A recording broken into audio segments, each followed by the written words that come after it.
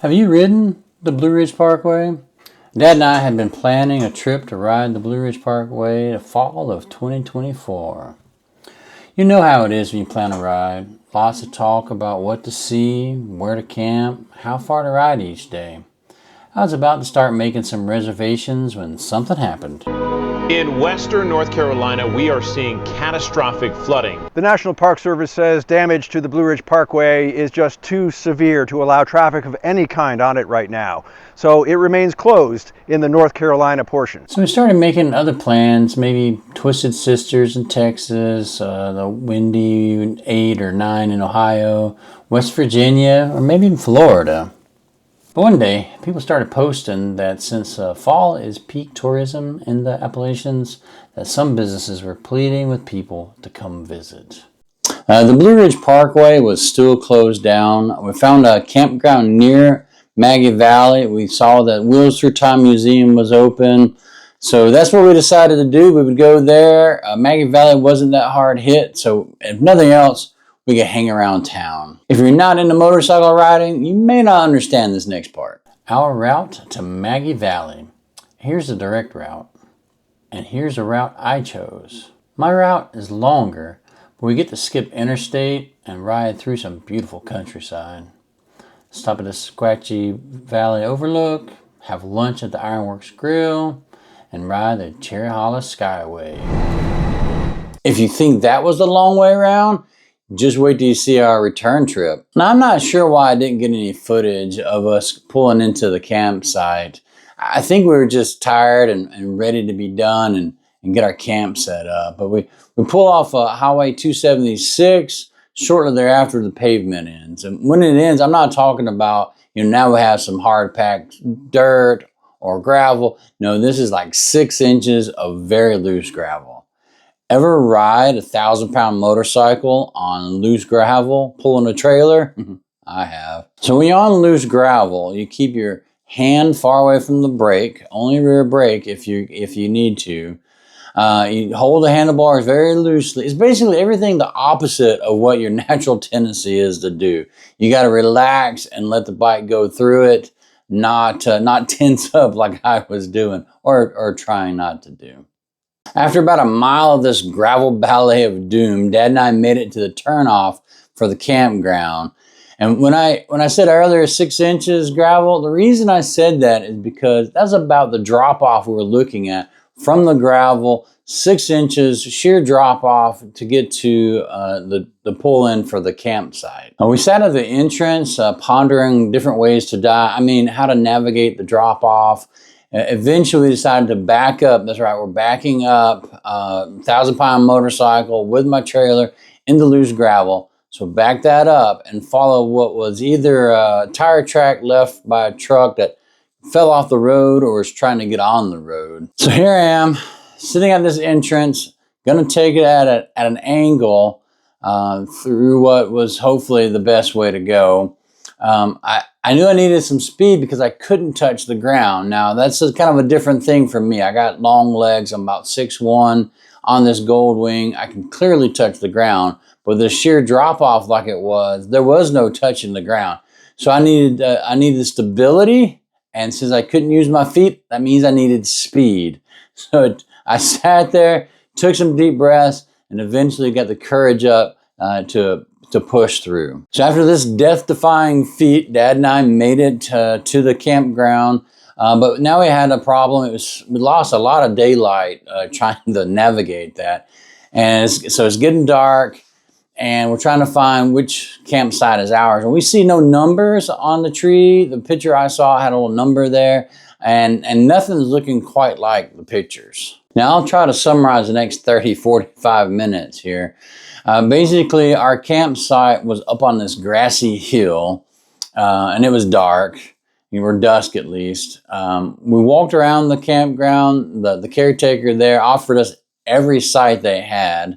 We didn't really want to go further into the campground because gravel wasn't available to private use. So there were some big gullies where the water just washed it from all this flooding. So we didn't want to go any further. We didn't really want to go up this hill. We couldn't really see the different pitches on it.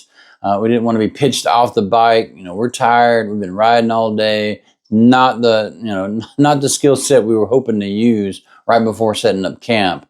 But eventually we built up the courage again after using it all on the last feet and drove up this kind of wet hill. It ended up being a nice sight, if you don't mind the owner and caretaker stopping their vehicles on the hill overlooking your tent with their headlights on in the middle of the night. And we almost didn't stay there. Now it's morning. We had to find some breakfast and get our day going. We make our way through the debris-lined road back to Maggie Valley and eat at Joey's Pancake House. They were packed. The food was good and the service was friendly. But yeah, we're here at the Wheels of Time Museum here in Maggie Valley. I can't say enough about this museum. As soon as you walk up towards the entrance, the most excellent aroma meets your nostrils. It's that of exhaust and gasoline. It can be a bit much. It is the museum that runs. Retard the spark, turn on the ignition. But you get a stamp on your hands. You can get some fresh air if needed. But they do have a great ventilation system. There is much to say about this museum. Look for my Wheels Through Time Museum video. Where do you think the best place to ask what roads to ride in the area would be? Maybe Joey's? No, it's Dale's.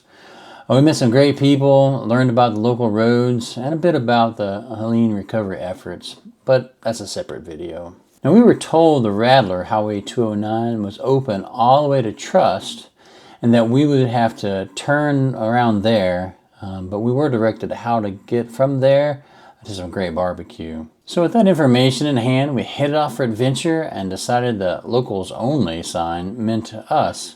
Since a local told us it was okay. The Rattler is a great ride. We could see the destruction of Helene and the uncrushable spirit of the locals. Everyone was busy rebuilding. Washed out bridges to houses were reinstalled. Driveways were repaired. When we got to Trust, though, something wasn't quite right. We were told north was blocked and we'd have to go east. But when we got up there, east was blocked. And so was our barbecue lunch. So we made it all the way to Hot Springs, North Carolina, where we guiltily bought some fuel. We hope the large amount we paid for it was helpful and that the few gallons we used didn't cause any problems. With nothing to eat in Hot Springs, we kept riding and saw some beautiful scenery. We finally found some barbecue at High Ridge Adventures. Check them out if you're ever in Marshall, North Carolina. We met a friendly couple from Maggie Valley that made the 1-hour drive up because the barbecue was so good.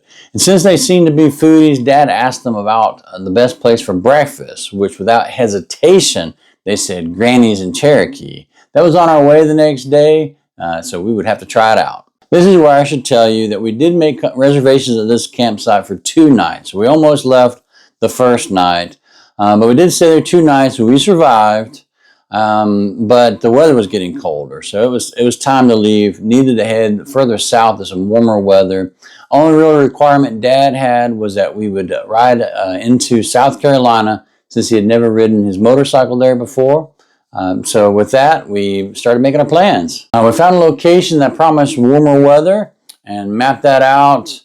We had 2 more days. So this was a 4-day weekend. We had spent 2 more days to go. And that's why we took this route. But we didn't realize everything we had planned. With plans for warmer weather, we headed out. Oh, Granny's? Granny's didn't disappoint. It was an all-you-can-eat breakfast buffet with some high-quality food. We were able to meet Dad's requirement, and the warm campground was in North Georgia, so I had to take Dad to Suches and Highway 60, the Georgia Dragon. You know. Well,